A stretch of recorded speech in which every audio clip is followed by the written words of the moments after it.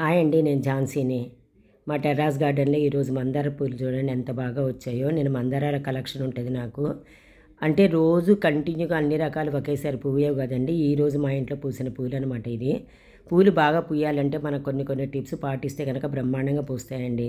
First pest control కింద కంపల్సరీగా మన ఆర్గానిక్ వేలో ఏదో తయారు చేసుకొని ఇవ్వాలా. నీమ్ ఆయిల్ కానీ, లేదా మనం ఏదైనా ఇప్పుడు వేపాకు గ్రైండ్ చేసి కానీ, అల్లం వెల్లుల్లి గ్రైండ్ చేసి కానీ, అలాంటి లిక్విడ్ అంటే చోకన్ క్యూ మెథడ్లో అలాంటి లిక్విడ్స్ ఇచ్చుకోవచ్చు. పెస్ట్ కనుక కంట్రోల్ అయితే కనుక పూలు బ్రహ్మాండంగా పూస్తాయండి. రెండోది మన ఫెర్టిలైజరు 15 రోజులకు ఒకసారి వేసిందే వెయ్యకుండా మార్చి ఇస్తూ ఉంటే కనుక పూలు బ్రహ్మాండంగా పూస్తాయండి.